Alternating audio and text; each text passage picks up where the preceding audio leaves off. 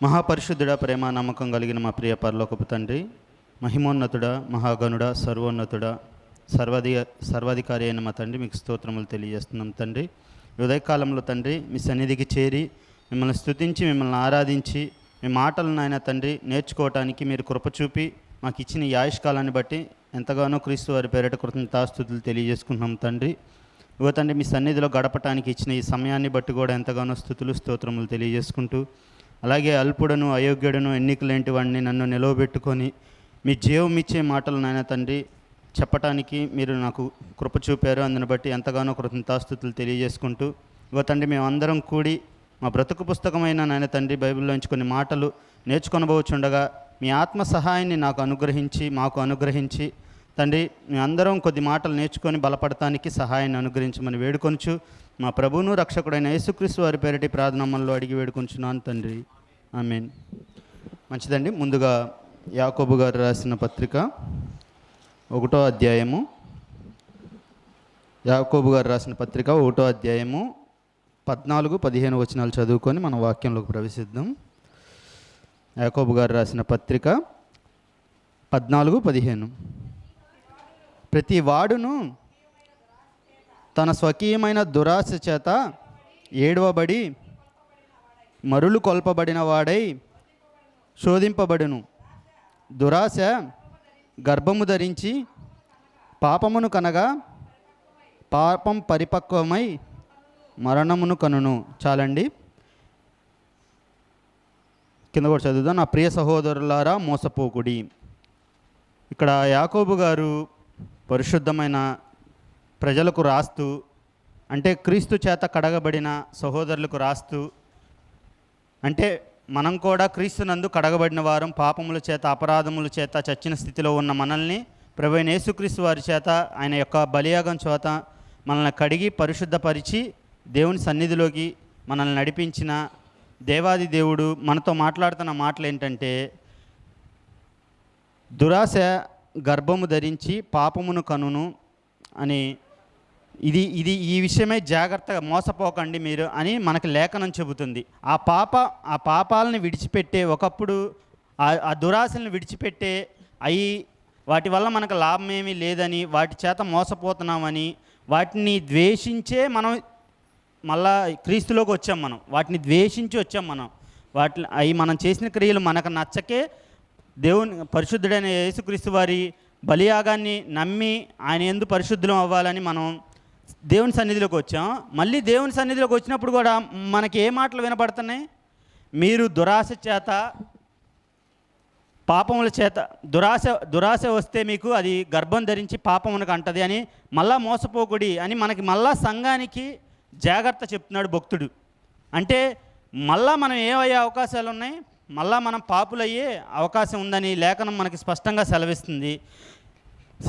అప్పుడు మనకి ఎలా తెలిసిద్ది మనం పాపులము, మనం దురాశ చేత ఏడవబడుతున్నాము? అక్కడ ఒక పదం ఉంది చూడండి, 14వ వచనంలో, ప్రతి వాడు తన స్వకీయమైన దురాశ చేత ఏడవబడి మరులు కొల్పబడిన వాడై. దురాశ ఏం చేసిద్దంట? దురాశ చేత ఏడవబడుతున్నామంట. మనకి ఎప్పుడైతే దురాశ కలుగుతుందో, మనది కానిది ఆశిస్తామో, దురాశ ఏం చేసిద్దంటే ఈడ్చుకెళ్ళిద్ది మనల్ని. ఈడ్చుకెళ్ళి మన మార్గాన్ని మార్చిద్దంట. అక్కడ మరుల కొల్పబడతాం అంటే మనం ఒక మార్గంలో పయనిస్తున్నాము, మనం జీవ మార్గంలో ప్రవేశిస్తున్నాం.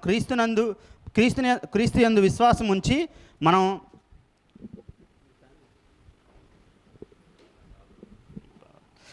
క్రీస్తునందు మనం విశ్వాసం ఉంచి జీవ మార్గంలోకి మనం ప్రవేశించాం. జీవ మార్గంలోకి ప్రవేశించి జీవ మార్గంలో మనం ప్రయాణం కొనసాగిస్తున్నప్పుడు వాడు దురాశ చూపి మనల్ని మరులు కొలుపుతాడంట. మనల్ని జీవ మార్గంలోకి వెళ్ళనివ్వడు. జీవ మార్గంలో నడవనీయకుండా ఆ మార్గాన్ని నుంచి తిప్పివేయటం, దురాశ చూపి దాని నుండి జీవ మార్గం నుండి మనం మరల కొలుపుతాడంట. మన మార్గం మార్చుకోవడమే మరలు కొల్పబడతాం. అంటే జీవ మార్గంలో పయనించే మనని మరణం వైపు మళ్ళా తిప్పుతాడు, మరణ మార్గం వైపు, నరకం వైపు మళ్ళా తిప్పుతాడు.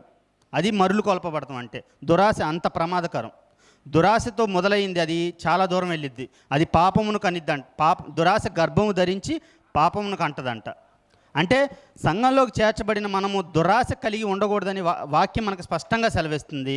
ఈ వాక్యం ద్వారా మోషే గారు ఏం తెలియజేస్తున్నారు చూద్దాము. కీర్తనల గ్రంథము 90 అధ్యాయం 8వ వచనం చదివి సహాయం చేయండి. మా దోషములను నీవు నీ ఎదుట ఉంచుకొని ఉన్నావు, నీ ముఖకాంతిలో మా రహస్య పాపములు కనబడుచున్నవి. ఇక్కడ మోషే గారు ఏం తెలియజేస్తున్నారంటే, దేవుని ముఖకాంతిలో మా రహస్య పాపములు కనపడుతున్నాయంట. దేవుని ముఖకాంతి ఎవరైతే చూడగలుగుతారో వారు వారి రహస్య పాపములు గ్రహిస్తారు అని లేఖనం చెబుతుంది. ఇప్పుడు మన రహస్య పాపాలు మనకి కనపడాలంటే ఎవరి ముఖకాంతి చూడాలి? మనం దేవుని ముఖకాంతి మనం చూడాలి. ఆయన ముఖకాంతి ఎప్పుడైతే చూస్తామో మన రహస్య పాపాలు మనకు కనపడతాయి. భక్తులు అలాగే చూశారు. పాత నిబంధనలో భక్తులకు దర్శన రూపకంగా వచ్చింది, ప్రజలకు ప్రవక్తల ద్వారా కనపడింది. ఆయన ముఖకాంతి అంటే ఏంటి? వాక్యమే మనకి ఇప్పుడు ఆయన లేఖనమే ఆయన ముఖకాంతి. ఆయన ముఖకాంతిలోకి మనం వచ్చినప్పుడు మన రహస్య పాపాలు కనపడతాయంట. భక్తులు చెబుతున్నారు. మోషే గారు అంటే మామూలైన కాదు, ప్రవక్త, మహా గొప్ప ప్రవక్త. ఆయన చెబుతున్నాడు, ఆయన కూడా కలుపుకొని ఆయన ముఖకాంతి చూసినప్పుడు మా రహస్య పాపములు కనపడుతున్నాయి అంటున్నాడు ప్రభు ఎదుట. అంటే మనం రహస్య పాపములు మనకు కనపడాలంటే మనం ఎక్కడికి రావాలి? దేవుని వాక్యం దగ్గరికి రావాలి, ఆయన ముఖకాంతిలోకి రావాలి. మనం దేవుని వాక్యం దగ్గరికి వచ్చినప్పుడు ఆయన ముఖకాంతిని మనం కనపడుతున్నప్పుడు, మన రహస్య పాపములు మనకు కనపడుతున్నప్పుడు మనం ఏం చేయాలి? సరి చేసుకోవాలి వాటిని. భక్తులు అలాగే సరి చేసుకున్నారు. ఆయన ముఖకాంతిలో సరి చేసుకొని వాళ్ళు పరిశుద్ధపరచబడ్డారు. ఆయన ముఖకాంతి లేకపోతే మనం దురాశ చేత ఏడవబడతాం. చూద్దాం ఆ దావీదు గారి గురించి. సమూయేలు గారు రాసిన రెండో గ్రంథము 12వ అధ్యాయము. ఈ సందర్భం మీకు తెలుసు, ఎన్నోసార్లు మనకు తెలిసిందే. దావీదు గారు చూడకూడనిది చూశాడు, ఆశించాడు. ఊరియా భార్య అయిన బెత్షెబాను స్నానం చేస్తున్నప్పుడు చూసి ఏం చేశాడు? ఆయన దురాశ పడ్డాడు. అది ఆశ, దురాశ. అది పరునివాని భార్యను ఆశించటం దురాశ పడిన ఆయన ఎక్కడికి వెళ్ళింది? దురాశ గర్భం ధరించి పాపం కనే స్థితికి వెళ్ళింది. ఇది అందరికీ తెలిసిందే. దావీదు గారు మేడ మీద ఉన్నప్పుడు, మిద్ది మీద ఉన్నప్పుడు ఊరియా భార్య అయిన బెత్షెబా స్నానం చేస్తున్నప్పుడు ఆమెను తెచ్చుకొని ఆమెతో పాపం చేయటం, ఇదంతా తెలిసిందే. దావీదు గారు అంటే ఎవరు? దేవారాత్రములు వాక్యాన్ని ధ్యానించే ఆయన. ఆయనకి వాక్యం దొరికినప్పుడు నాకు క్రొవ్విన మెదడు దొరికినంత ఆనందంగా ఉంది అని చెప్పిన వ్యక్తి. ఆయన వాక్యము జుంటితేనే దారుల కంటే మధురమైనదని చెప్పిన వ్యక్తి దావీదు గారు. ఆయన మామూలు ఆయన కాదు, మహాభక్తుడు ఆయన. ఏంటి? వాక్యాన్ని ఆయన రుచి చూచిన ఆయన అనుభవించి చెప్పిన మాటలు అవి. నాకు క్రొవ్వు మెదడు దొరికింది అని. మనం ఎప్పుడైనా మంచి బిర్యానీ దొరికింది అనుకోండి, ఎంత ఆనందిస్తే తింటాం, భలే బిర్యానీ తిన్నామని. వాక్యం దొరికినప్పుడు ఎప్పుడైనా మనకు అలా అనిపించింది? ఆ ఫీలింగ్ కలిగిందా? భలే వాక్యం విన్నాం మనం, దేవుడు నాతో భలే మాట్లాడాడే అని హృదయం ఆనందించే విధంగా మనకుందా? ఆయనకి అనుభవం ఉంది, అనుభవంతో చెప్పాడు. క్రొవ్విన మెదడు దొరికింది, దేవారాత్రములు దేవుని వాక్యం ధ్యానించాలి అని మాటలు చెప్పిన వ్యక్తి, అనుభవించిన వ్యక్తి ఏం చేశాడు? దురాశపడ్డాడు. ఆయనే దురాశ పడితే ఈరోజు మనం సంఘంలో ఉన్నాము, పరిశుద్ధపరచబడ్డాము, లోకంలో మళ్ళీ తిరుగుతున్నాము. దురాశ పడే అవకాశం ఉందంటారా లేదంటారా? నేనేం దురాశ పడ్డానండి? నా కష్టంతో నేను తింటున్నాను, నా చేతుల కష్టం నేను చేసుకుంటున్నాను, ఎవరిది నేను ఆశించలేదు, ఎవరి నేను లాక్కోలేదు, ఎవరి పరుని భార్యని నేను చూడలేదు అనేది కాదు. ఎప్పుడైతే దురాశ పడతామో అయ్యుండొచ్చు మీరు ఇవన్నీ, కానీ ఎప్పుడైతే ఆయన ముఖకాంతిలోకి వస్తామో మన రహస్య పాపాలు మనకు కనబడతాయి. చూద్దాం. ఎప్పుడైతే ఆయన ఆ పాపం చేశాడో అక్కడ కొన్ని జరిగినాయి, అవి చూద్దాం. ఇప్పుడు మనం సమూయేలు గారు రాసిన 2వ గ్రంథం 12వ అధ్యాయము 9వ వచనం చదివి సహాయం చేయండి. నీవు యెహోవా మాటను తృణీకరించి ఆయన దృష్టికి చెడుతనము చేసితివి. చాలండి. ఇక్కడ చూస్తే ఒక దురాశ పడి పాపం చేస్తే అక్కడ ఏమవుతుందో తెలుసా? ఫస్ట్ దేవుని మాట తృణీకరించబడుతుంది. బెత్షెబాని దావీదు గారు కోరకూడదు, కోరటం దేవుని మాటను తృణీకరించటం.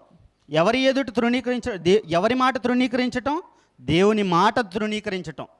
మరి లోకంలో మనం ఏమన్నా దురాశగా పాపం చేసే పని చేసామంటే ఎవరి మాట తృణీకరిస్తున్నాం? ఫస్ట్ దేవుని మాట తృణీకరించడం. అక్కడ పాపం చూడమాకండి. అక్కడ దావీదు గారు చేశారు, మనం చాలా చేస్తున్నాం, అవి చూడండి అంటున్నా నేను. ఆయన చేశాడు కాదు, మనం ఏం చేశాం చూడాలి. ఎన్నిసార్లు మనం తృణీకరించుంటాం దేవుని మాటని? ఎన్నిసార్లు మన దగ్గరికి వచ్చిన దైవజనుల ద్వారా కానీ, మన వాక్యం చదువుతున్నప్పుడు కానీ, సహోదరుల ద్వారా మనకి వాక్యం వచ్చినప్పుడు ఆ మాటని, ఆ వాక్యాన్ని ఎన్ని మార్లు తృణీకరించుంటాం? తృణీకరించడం కూడా పాపమే.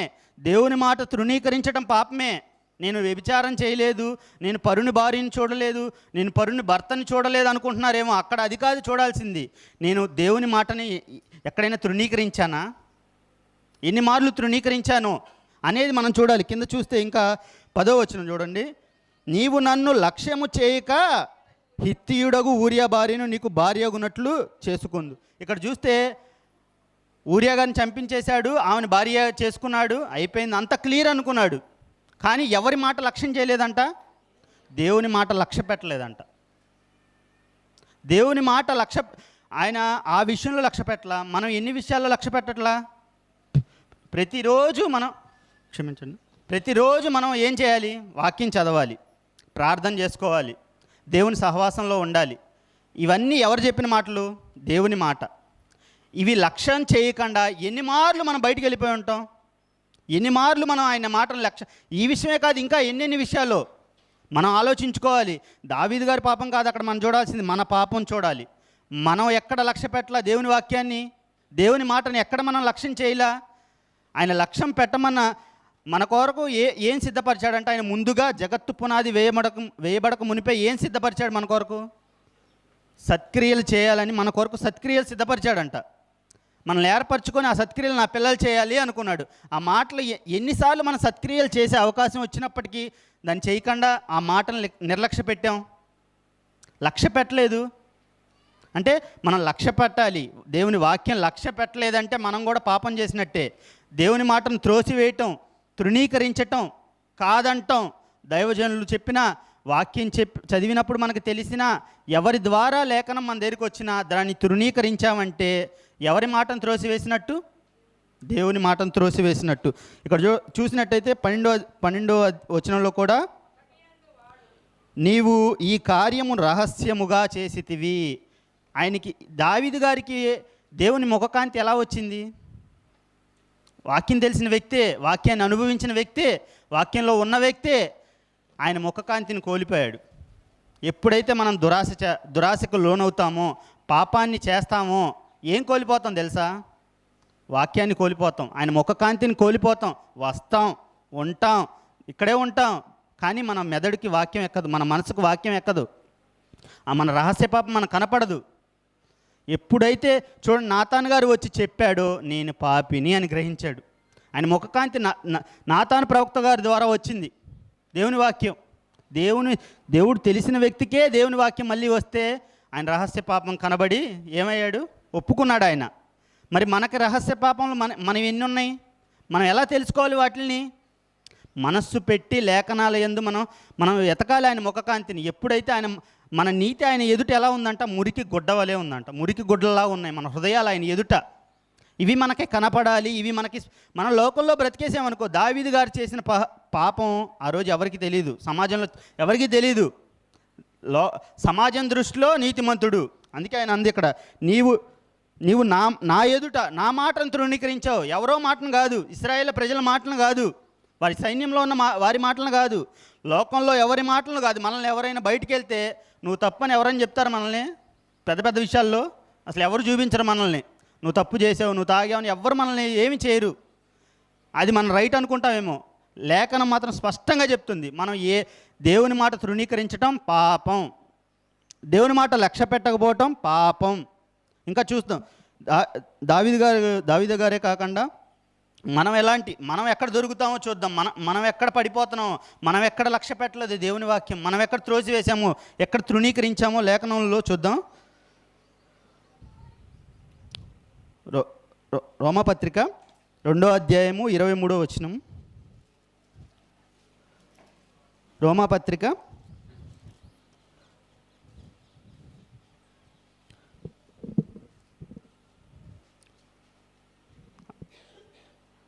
ఇక్కడ ఒక మాట చదువుకుందాం. సమూయేలు గారు రాసిన 2వ గ్రంథం 12వ అధ్యాయము 14వ వచనం 15వ వచనం కూడా చదువుకుందాం. అయితే ఈ కార్యం వలన యెహోవాను దూషించుటకు ఆయన శత్రువులకు నీవు గొప్ప హేతువు కలుగజేసితివి. చాలండి. ఇక్కడ ఎప్పుడైతే దావీదు గారు పాపం చేశారో శత్రువులకు ఏం చేశాడంట? ఆయన్ని దూషించడానికి ఒక హేతు వచ్చిందంట, ఒక కారణం వచ్చింది. మాట్లాడితే దేవుడు దేవుడు దేవుడు దేవుడు అంటావు కదయ్యా దావీదు, ఈ పని ఎట్లా చేసావు? దేవుణ్ణి దూషించడానికి ఒక హేతు దొరికిందంట. ఆయన దావీదు గురించి ఇచ్చిన సాక్ష్యం ఏంటి? దేవుడే ఊరియా భార్య అయిన బెత్షెబా విషయంలో తప్ప ఆయన నా ఎదుట నిందారహితుడిగానే ఉన్నాడు అంటాడు, నా హృదయానుసారుడుగా ఉన్నాడు అంటాడు. దేవుడే ఇచ్చిన సర్టిఫికేట్. మరి మనం ఎన్నిసార్లు దేవుని నామం దూషించబడేటట్టు, అన్ని జనుల ఎదుట దేవుని నామం దూషించబడేటట్టు ఎన్నిసార్లు ప్రవర్తించుంటాం? అక్కడ ఎప్పుడైతే పాపం చేశాడో, మనం దేవుని ప్రజలము అని చెప్పుకొని సమాజంలో తిరుగుతున్నప్పుడు మనం ఏదన్నా తప్పు చేస్తే మనకు కాదు నింద వచ్చేది, ఫస్ట్ తండ్రికి వస్తుంది ఆ నింద. ఆయన హృదయాన్ని మనం గాయపరిచేది. మనల్ని కాదు, మనం ఏదో కాసేపు బాధపడతాం, అయిపోతుంది. తండ్రి తట్టుకోలేడు. నా బిడ్డలు, నా జనాంగం అని వీళ్ళని చూసుకున్నా, వీళ్ళు నా నామానికి అవమానం తెచ్చారు, నాకు అవమానం తెచ్చారని బాధపడతాడు దేవుడు. ఇక్కడ అదే జరిగింది చూడండి. ఎంత బాధతో నాతాను ప్రవక్త వచ్చి చెప్పుంటాడు. ఇక్కడ రోమపత్రిక వద్దాం. రోమపత్రిక 2వ అధ్యాయము 23-24 వచనాలు. ధర్మశాస్త్రమందు అతిశయించు నీవు ధర్మశాస్త్రం మీరుట వలన దేవుణ్ణి అవమానపరిచెదవా? వ్రాయబడిన ప్రకారము మిమ్మును బట్టియే కదా దేవుని నామము అన్యజనుల మధ్యన దూషించబడుచున్నది. చాలండి. ఇక్కడ ఇశ్రాయేలుకి ధర్మశాస్త్రం అంటే ఏంటి? నిబంధన. ఇక్కడ మనకి ఇవ్వబడింది ఏంటి? కొత్త నిబంధన అంటే వాక్యము. ధర్మశాస్త్రం అంటే వాక్యమందు అతిశయించు నీవు వాక్యం మీరుట వలన దేవుని అవమానపరిచెదవా? వ్రాయబడిన ప్రకారమే మిమ్మును బట్టియే కదా అన్యజనుల మధ్య దేవుని నామం దూషించబడుతుందంట. సమాజంలో చాలామంది మనం ఈరోజు చేస్తుంది అదే. వాక్యాన్ని ఎప్పుడైతే మేరతామో సమాజంలో, అన్యులు అరిసినట్టు, అన్యులు తిట్టినట్టు, అన్యులు చేసినట్టే మనం ఎప్పుడైతే చేస్తామో అక్కడ ఏం జరుగుతుంది అనుకున్నారు? ఇదే. అన్యజనుల మధ్య దేవుని నామం దూషించబడుతుందంట. దూషణకి అవకాశం ఇస్తుంది ఎవరంటే మనమే.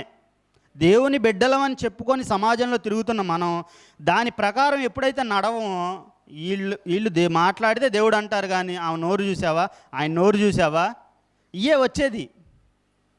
అక్కడ దేవుడి నామాన్ని అవమానపరచబడుతుంది. అంటే ఇంకా చూసినట్లయితే రోమపత్రిక, సమాజంలో ఈరోజు నేను దేవుడు పని చేస్తున్నా, మేము దేవుడితోనే ఉన్నాం, మేము చాలా సేవా కార్యక్రమాలు చేస్తున్నాం అనుకుంటున్నాం, కానీ మనం వేడవలసినవి కొన్ని ఉన్నాయి, అవి వేడట్లా. రోమపత్రిక 3వ అధ్యాయము 5, 6, 7 వచనాలు చదవండి. రోమపత్రిక 3వ అధ్యాయము 5, 6, 7 వచనాలు. మన దుర్నీతి దేవుని నీతికి ప్రసిద్ధి చేసిన ఎడల ఏమందుము? ఉగ్రతను చూపించు దేవుడు అన్యాయస్తుడగునా? నేను మనుష్య రీతిగా మాట్లాడుచున్నాను, అట్లా అనరాదు. అట్లయిన ఎడల దేవుడు లోకమును ఎట్లు తీర్పు తీర్చును? దేవునికి మహిమ కలిగినట్లు నా అసత్యము వలన దేవుని సత్యము ప్రబలని ఎడల నేను ఎకనో పాపినైనట్టు తీర్పు తీర్చనేలా? ఇక్కడంట దేవుడికి మహిమ తేటానికి అసత్యం వాడుతున్నారంట. అసత్యం. చాలామంది సమాజంలో ఈరోజు చూస్తే లక్షల మా సంఘ సభ్యులు 1,00,000 మంది ఒక మీటింగ్ పెడితే లక్షల మంది వచ్చేస్తున్నారు. కానీ అక్కడ ఏం ప్రకటించబడుతుందో తెలుసా? అసత్యం. ఎవరికి రోగం స్వస్థపరిచే వరం ఉండదు. లేదు. దేవుడు సంపూర్ణమైన వాక్యం వచ్చేసాక ఈ వాక్యం పూర్తి అవ్వటానికే, ఈ వాక్యం పరిపూర్ణం అవ్వటానికే అవి ఇచ్చానని దేవుడు స్పష్టంగా చెప్తుంటే, ఇప్పటికీ మేము చేయేస్తే స్వస్థత వస్తుందని అసత్యాన్ని ప్రకటించి జనాలని తీసుకొచ్చి దేవుడికి మహిమ చేస్తున్నాం అంటున్నారు. మీరు ఇంకా పాపంలోనే ఉన్నారంటున్నాడు దేవుడు. బయట జరుగుతుంది ఇదే. చాలామంది కూడా మీ స్టార్లు కట్టేసి పెద్ద స్టార్లు, పెద్ద ఫ్లెక్సీలు, పెద్ద సభలు పెట్టేసి వారి జీవితం ఏమాత్రం దేవుని దగ్గర ఉండదు. బయటికి వెళ్తే బూతులు మాట్లాడే బూతులే, అబద్ధాలే, దొంగతనాలే, డబ్బు విషయంలో జాగ్రత్త ఉండదు, ఏ విషయంలో జాగ్రత్త ఉండదు. కానీ మేము చేసేసాం. దేవుడు ఏమంటున్నాడు? నాకెందుకు అంటున్నాడు? మన దుర్నీతి దేవుని నీతికి ప్రసిద్ధి. మనం దుర్నీతి చేస్తూ దేవుడి కార్యక్రమాలు చేయటం వల్ల అసలు మీరు అలా చేయటం వల్ల నాకు ఎందుకు ప్రసిద్ధి? నాకు ఆ వచ్చే ప్రసిద్ధి నాకెందుకు అంటున్నాడు. అలా వచ్చే ప్రసిద్ధి నాకెందుకు అంటున్నాడు దేవుడు. అసలు పాత నిబంధనలు అయితే మీరు నా మందిర ఆవరణం తొక్కడానికి మీకు అసలు ఎవరు రమ్మన్నారు మిమ్మల్ని అంటాడు. అంత గట్టిగా మాట్లాడతాడు దేవుడు. అంటే మనం ఎలా ఉండి దేవుని మందిరానికి రావాలి? మన దేవుడు పరిశుద్ధుడు, మనం కూడా పరిశుద్ధంగా ఉండాలి. పరిశుద్ధంగా ఉండటానికి మనం అభ్యాసం చేయాలంటే ఏం రావాలి? ఎక్కడికి రావాలి? ఆయన ముఖకాంతిలోకి రావాలి. ఆయన ముఖకాంతిలోకి వచ్చినప్పుడే మన రహస్య పాపాలు కనబడతాయి. వాటిని కడుక్కోవడానికి అవకాశం ఉంటుంది. దేవుని వాక్యం ఎలా ఉంటుందంటే, మనం ఇదివరకు చూసేవాళ్ళం రోడ్లు చివర బాగా జంక్షన్లో సర్కస్ అని పెట్టి, ఆ చివర ఒక బొంగు, ఈ చివర ఒక బొంగు కట్టి, మధ్యలో ఒక తాడు కట్టి, ఆ తాడు మీద ఒకళ్ళు నడుస్తూ ఉంటారు. మళ్ళీ చేతిలో కర్ర పట్టుకొని ఇలా నడుస్తూ ఉంటారు. అలా నడిచినప్పుడు అందరు చప్పట్లు కొడతా ఉంటారు. అక్కడ చప్పట్లు కొడతా ఉంటారు. ఆ కాలు నడిచే వ్యక్తి కాలు కుడికి కానీ ఎడమకు కానీ పడింది అనుకోండి, ఏమైద్ది? కింద పడిపోతాడు. ఆ వ్యక్తి అలా నడవటానికి ఎంత అభ్యాసం చేస్తాడో తెలుసా? చాలా ప్రాక్టీస్ చేస్తాడు. వచ్చి రాగానే కర్రగట్టుకొని ఎక్కి డైరెక్ట్ నడిచేయరు వాళ్ళకి ముందు చాలా ప్రాక్టీస్ ఉంటుంది. చాలా అలవర్చుకొని సమాజంలోకి వచ్చి చూపిస్తున్నారు. దేవుని వాక్యం ఎలా ఉంటుంది? యెహోషువ గారికి చెప్తూ ఏం చెప్తాడు? నా ధర్మశాస్త్రం అందు ఆనందించు ధ్యానిస్తూ దాని ప్రకారం నడుచుకుంటూ కుడికి కానీ ఎడముకు కానీ తిరగద్దు అంటాడు. దేవుని వాక్యం తిన్ననైనది. మనం సమాజంలో వెళ్తున్నప్పుడు లైన్ మీదే ఉండాలి. లైన్కి అటుపడినా పాపమే. అది డబ్బు విషయంలో కానీ, అది మాట విషయంలో కానీ, అది ఇంకే విషయంలో అయినా సరే మనం పట్టించుకోం. కానీ దేవుడు లెక్కలో ఉంటుంది. నా మాట నువ్వు లక్ష్య పెట్టలేదు, నా మాట నువ్వు తృణీకరించావు అని దేవుడు రాసుకుంటాడు, అడుగుతాడు, ఆయన ముఖకాంతిలో మనకు చూపిస్తాడు. ఎందుకు అనుకున్నారు? ప్రధాన దూత అయిన మికాయేలు దేన్ని చేయటానికి తెగింపలేదో చూద్దాం. యోధా పత్రికలో ఉంటుంది. యోధా పత్రిక 1వ అధ్యాయం 9వ వచనం. యోధా పత్రిక 1వ అధ్యాయం ఉంటుంది, 9వ వచనం. అయితే ప్రధాన దూత అయిన మికాయేలు అపవాదితో వాదించుచు మోషే యొక్క శరీరమును గూర్చి తర్కించినప్పుడు దూషించి తీర్పు తీర్చ తెగింపక ప్రభువు నిన్ను గద్దించునుగాక అన్నాడంట. మోషే యొక్క శరీర విషయంలో తర్కం జరుగుతున్నప్పుడు అపవాదిని దూషించాలని మికాయేలు గారు అనుకోలేదంట. దేవదూత అనుకోలేదంట. మనం ఎన్నిసార్లు దూషించుంటాం? వాళ్ళు భయపడ్డారు. దేవదూతలు దూషిస్తే నన్ను దేవుడు ఊరుకోడు, నన్ను లెక్క అడుగుతాడు, నన్ను త్రోసివేస్తాడు బిలంలోకి, కటికి చీకటి కలిగిన బిలంలోకి. వారికి మారు మనసు లేదు. మనకే ఉంది. దేవుని కుమారులుగా మనకి దేవుడు ఇస్తున్నాడు, ఆ అనుగ్రహాన్ని ఐశ్వర్యంగా ఇస్తున్నాడు. దూషించడానికి దేవదూతలు సైతం వారు తెగించలేదంట. తెగించడం అంటే అమ్మో వాళ్ళు భయపడ్డారు దేవుని మాటకి. మరి మనం ఎన్నిసార్లు తెగించేసి ఉంటాం? ఒక మాట దూషిస్తున్నాం అంటే తెగించినట్టు, మనం దేవునికే వ్యతిరేకంగా తెగించి దూషిస్తున్నట్టు. పక్కన ఉన్న వారందరూ చూస్తారు, వాళ్ళు అనుకుంటారు మనతో అనకపోవచ్చు, బయటికి వెళ్ళి ఇంకొకరితో అంటారు, మాట్లాడితే చర్చిలు అంటారు, మాట్లాడితే దేవుడు అంటాడు. మరి వీళ్ళేంది ఇట్లా అబద్ధాలు ఆడేస్తున్నారు, మరి ఇట్లా ఏంటి తిట్టేస్తున్నారు, ఇట్లా ప్రవర్తిస్తున్నారు అని పక్కకి వెళ్ళి వాళ్ళు అనుకుంటారు. అప్పుడు ఎవరి హృదయం నొచ్చుకుంటుందో తెలుసా? వాళ్ళు అలా అనుకునే వాళ్ళు అట్టగా అనుకుంటాం. దేవుని హృదయం నొచ్చుకుంటుంది. మనం నిజంగా చేస్తే, అక్కడ తప్పుడు పని మనం చేస్తే దేవుడు హృదయం నొచ్చుకుంటుంది. ఇందాక మనం చెప్పే కదా, వాళ్ళు అభ్యాసం చేస్తే కానీ ఆ తాడు మీద నడవలేరని.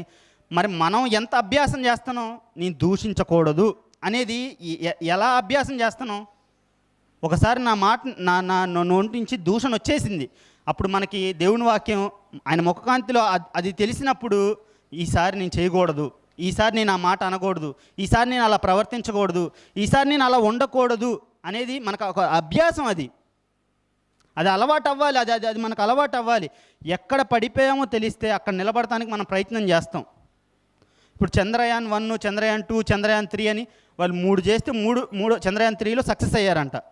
వాళ్ళు చెప్పటం, ఆయన ఆ అధికారి చెప్పటం నేను మామూలుగా యూట్యూబ్లో చూస్తున్నప్పుడు, మేము ఎక్కడైతే మేము ఫస్ట్ సారి రెండోసారి ఫెయిల్ అయ్యామో ఆ సక్సెస్ పర్సెంట్ అంతా పక్కన పెట్టుకున్నాం. ఎక్కడైతే మేము తప్పు పడ్డామో, తేడా పడ్డామో దాన్ని సరి చేసుకొని రెక్టిఫై చేసుకొని ఇంకా బాగా దానికి మెరుగులు దిద్ది పంపించాము, ఈసారి సక్సెస్ అయ్యిద్దని ముందు చెప్పారు వాళ్ళు చంద్రయాన్ 3 ముందు. మరి మన భక్తిలో మన జీవమార్గంలో ప్రవేశిస్తున్నప్పుడు మనం ఎక్కడైతే తేడా పడుతుందో ఆ తేడాని మనం చూసుకొని దాన్ని రెక్టిఫై చేసుకొని మళ్ళీ మనం మార్గంలో ప్రవేశించవచ్చు కదా. ఎందుకు ప్రవేశించట్లా? మన జీవ మార్గం వైపే గురింది అనుకోండి, ఎక్కడ తప్పు పడిందో, ఎక్కడ తేడా పడిందో అక్కడి నుంచి మొదలు పెడదాం. మనం చర్చికి వస్తున్నా, బాగుంది, దేవుని వాక్యం వింటున్నా, బాగుంది, మరి సరి చేసుకుంటున్నానా? సువార్త కూడికలకు వెళ్తున్నా, నా మాట ఎలా ఉంది, నా భాష ఎలా ఉంది, సహోదరులకు ఆమోదకరంగానే ఉందా? దైవజనులకి మాట్లాడితే మీరు రత్నపాల్ గారి పిల్లలు, మీరు జాగ్రత్తగా ఉండాలి అని చాలామంది అన్నారు మనతో. మరి మనం ఎలా ఉండాలి? దేవుడు బాధపడతారు, దైవజనులు బాధపడతారు మన ప్రవర్తన బాగాపోతే. మన ప్రవర్తన అందరి ఎదుట బాగుండాలి. ఒక వచనం చూసుకుందాం. కీర్తనల గ్రంథం 50వ అధ్యాయం 50 కీర్తనలు 50, 20, 21, 22.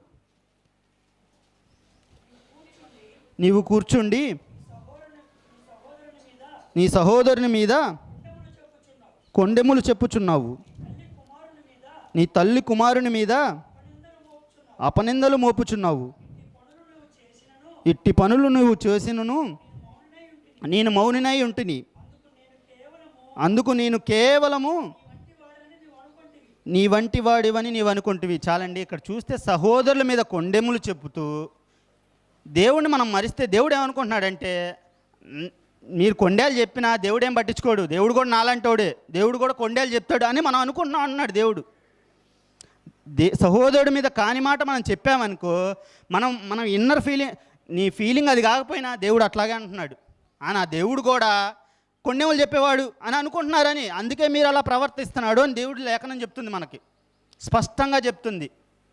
మనం కొండేములు చెప్పేవారంగా ఉండకూడదు. కొత్త నిబంధనలు ఎన్ని చాట్లు చెప్పాడు. కొండేలు మనం చెప్పకూడదు. చెప్పినప్పుడు ఏం జరుగుతుందంటే మన క్రియ ద్వారా దేవుణ్ణి కూడా కొండేలు చెప్పేవాడు అని చేస్తున్నాం మనం బయట. అదే చెప్తున్నాడు ఆయన. మీరు అనుకుంటున్నారు అలాగా అంటున్నాడు. ఇది ఎంత బాధాకరం అసలు. ఆయన ఆ మాట మన క్రియ ద్వారా అనేస్తున్నాం. నేను అనలేదుగా నోడుతూ అని అనుకుంటున్నావేమో. మనం కొండేములు ఎప్పుడైతే చెప్తున్నామో దేవుడు అట్లా తీసుకుంటున్నాడు. నన్ను కూడా దేవుడు కూడా కొండేలు చెప్తాడు అని అనుకుంటున్నాడు. అంటే మనం అలా ఉండకూడదు. సహోదరుని మీద కొండేలు చెప్పకూడదు. రోమాపత్రిక ఆఖరి వచ్చిన చూసుకొని ముగించుకుందాం. 6:20 6వ అధ్యాయము 20వ వచనం. మీరు పాపములకు దాసులై ఉన్నప్పుడు నీతి విషయమై నిర్బంధము లేనివారై ఉంటిరి. అప్పటి క్రియల వలన మీకు ఏమి ఫలము కలిగెను? వాటిని గూర్చి మీరిప్పుడు సిగ్గుపరుచున్నారు కారా? వాటి అంతము మరణమే. అయినను ఇప్పుడు పాపము నుండి విమోచింపబడి దేవునికి దాసులైనందున పరిశుద్ధత కలుగుటయే మీకు ఫలము, దాని అంతము నిత్యజీవము. మనం ఫస్ట్ యాకోబు పత్రికలో మొదలుపెట్టింది దురాశ. ఎప్పుడైతే దురాశ పడి పాపం చేస్తామో అది మరణానికి చేర్చిద్ది అన్నాడు. ఇక్కడ ఎప్పుడైతే మనం పాపములను విమోచించుకొని పరిశుద్ధత కలగటకు ఎప్పుడైతే వస్తామో మనం క్రీస్తునందు నిత్య జీవం పొందుకుంటామంట. మనం పరిశుద్ధం పెంచుకుంటా వెళ్తే దేవుని ఎదుట ఆయన ముఖకాంతిలో చూస్తున్నప్పుడు మన పాపాలు మనకు కనపడుతున్నప్పుడు సరిచేసుకుంటూ క్రీస్తు యొక్క సమరూపానికి ఎప్పుడైతే మారతామో క్రీస్తు ఇచ్చే నిత్య జీవానికి పాత్రలు అవుతాం. ఆయన ఇచ్చే నిత్య జీవానికి వారసులం అవుతాం.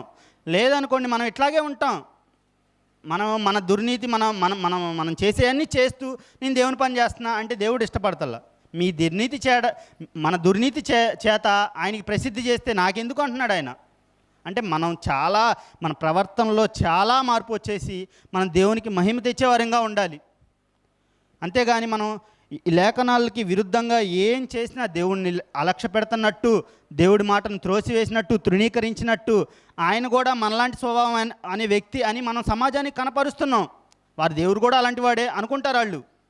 కాబట్టి ఇవేవి చేయకుండా దేవుని వాక్య ప్రకారం మనం అందరం నడుచుకోవాలని లేఖనందు దేవుడు మనకు తెలియజేశాడు. కాబట్టి ఆయన ముఖకాంతిలో చూసిన మనం అందరము ఆయన ముఖకాంతిలో బతుకుతూ దేవునికి మహిమ తెచ్చే బిడ్డలుగా మనందరం ఉండాలని తెలియజేస్తూ కళ్ళు మూసుకున్నట్లయితే ప్రార్థన చేసుకుందాం. మహాపరిశుద్ధుడ, ప్రేమ నమ్మకం కలిగిన మా ప్రియ పరలోకపు తండ్రి, మీ మహాఘనమైన ఉన్నతమైన శ్రేష్టమైన నామమునకు స్తోత్రములు తెలియజేసుకుంటున్నాము తండ్రి. మీ యొక్క ముఖకాంతిలోంచి నిజముగా తండ్రి మా రహస్య పాపములు మీరు తెలియపరిచారు. అందుని బట్టి మీకు స్తోత్రములు తెలియజేసుకుంటున్నాము తండ్రి. ఇప్పుడు దాకా తెలిసి తెలియకనైనా తండ్రి మీ నామానికి అవమానం తెచ్చిన, అలాగే తండ్రి సహోదరుల్ని దూషించిన, ద్వేషించిన క్షమించండి, మన్నించండి మా అందరినీ. మేము నాయన తండ్రి మీ ముఖకాంతిలో మా యొక్క రహస్య పాపములు చూసి మీ ఎదుట ఒప్పుకొని దినదినము క్రీస్తు యొక్క సమరూపానికి మేము మారుతూ అనేకులను ఈ యొక్క మహిమరాజ్యంలోకి వారసులుగా చేస్తూ మాకు ఇవ్వబడిన సత్క్రియలను శ్రద్ధగా, ఆసక్తిగా, ఓపికగా చేస్తూ మీకు మీ వద్దకు చేరుకునే వారిగా మేము అందరం ఉండటానికి కృప చూపి సహాయాన్ని దయచేయమని వేడుకొంచు. ఈ కొద్ది మాటలు మా అందరికీ అనుగ్రహించిన విధానాన్ని బట్టి మీకు క్రీస్తు పేరట కృతజ్ఞతాస్తుతులు తెలియజేసుకుంటూ, అలాగే తర్వాత జరగనున్న ప్రతి కార్యక్రమంలోనూ ప్రభు యొక్క బల్లారాధనలోనూ అలాగే తండ్రి ప్రాముఖ్యమైన వర్తమానంలోనూ మీరే మహిమ ఘనత పొందమని మా ప్రభువును మీ ప్రియకుమారుడు లోకమును జయించిన యేసుక్రీస్తు వారి పరిశుద్ధ నామని ప్రార్థనామంలో అడిగి వేడుకొని పొంది ఉన్నాము తండ్రి. ఆమేన్.